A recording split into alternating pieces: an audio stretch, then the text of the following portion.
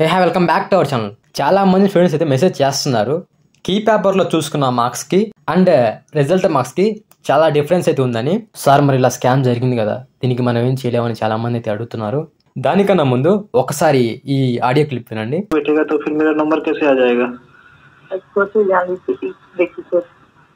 इसके लिए sir student के लिए सर हमारे द्वारा कुछ गाइडलाइंस है. एग्जाम के पहले उसको एग्जाम में उसको फॉलो करनी पड़ती है सर, जिसमें इतना करना है कि एग्जाम में जो 180 क्वेश्चन आते हैं सर, उसमें उतना ही क्वेश्चन आपको बनाना है सर जितना कि आपको 100% श्योर है.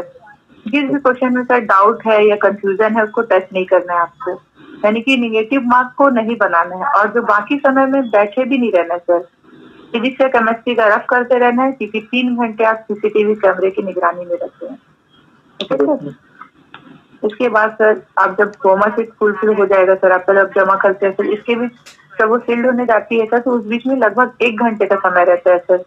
इसी 1 घंटे में हमारे एक्सपर्ट होमवर्क को फुलफिल करेंगे और ला कर देंगे सर, ताकि आपको गवर्नमेंट कॉलेज में एडमिशन मिल सके. कितना पैसा देना होगा इसके लिए सर? ये काम डोमिसाइल बेस होता है सर. आपको डोमिसाइल कहाँ से बताइए? बिहार कहाँ से sir? Bihar Jammu district. Jammu? Yes ma'am, Jammu JAMUI. Jammu district है ना सर. सर आप गोरखपुर PMCH में आपको चाहिए ना सर? यस मैम, PMCH मिल जाए या PMCH मिल जाएगा, दरभंगा मेडिकल कॉलेज मिल जाए. Darbhanga medical college. Yes ma'am. Gaya medical college, Darbhanga medical college है, ये सब पटना के अंदर आते हैं. हाँ, आप अगर आप लेते हैं सर तो 1 लाख अभी लगेगी सर. पटना से बाहर का अगर लेते हैं तो 50. వాళ్ళు ఇక్కడ ఏం మాట్లాడుకున్నారో ఎక్స్ప్లెయిన్ చేస్తాను. ఇక్కడ ఎవరైతే ఒక పర్సన్ క్వశ్చన్ పేపర్ని అమ్ముతున్నారో వాళ్ళకు స్టూడెంట్తో మాట్లాడుతున్నారనమాట.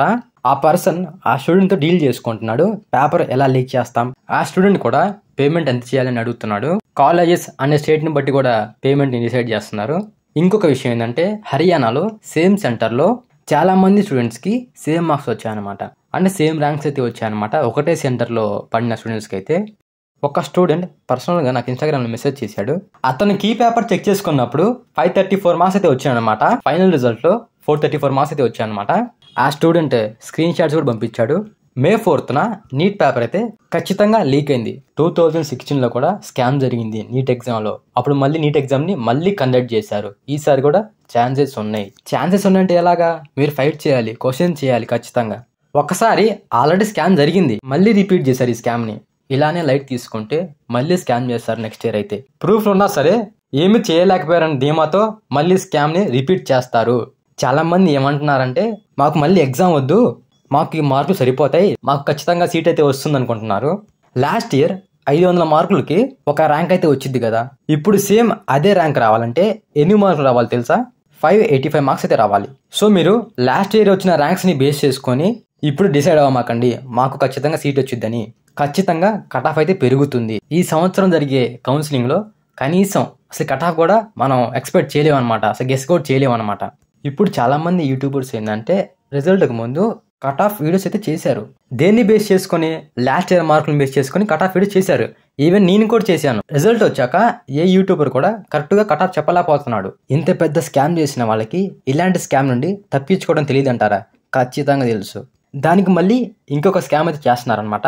పెద్ద పెద్ద ఇన్స్టిట్యూషన్స్ ఉంటాయి కదా, వాళ్ళు ఏం చేస్తున్నారంటే ఒక పిటిషన్ని ఫైల్ చేద్దాం, అందరూ సంతకాలు చేయండి, ఫోన్ నెంబర్స్ ఇవ్వండి, మీ హాల్ టికెట్ నెంబర్ చెప్పండి, ఇలా ఇంకొక స్కామ్ అయితే చేస్తున్నారు. సో ఇలా మీ పర్సనల్ ఇన్ఫర్మేషన్ అయితే తీసుకుంటున్నారు. మీరు నిజంగానే ఫైట్ చేయాలనుకుంటే ఒక స్టూడెంట్ అండ్ పేరెంట్ ఖచ్చితంగా బయటికి రావాలి. సోషల్ మీడియాలో ఖచ్చితంగా ఈ విషయాన్ని ఇంకా వైరల్ చేయాలి.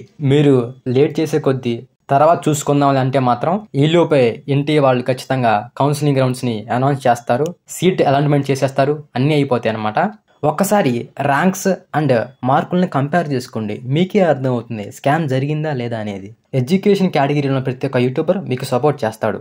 మీరైతే విషయాన్ని వైరల్ చేయండి, ప్రతి వాళ్ళకి షేర్ చేయండి. Fight for justice.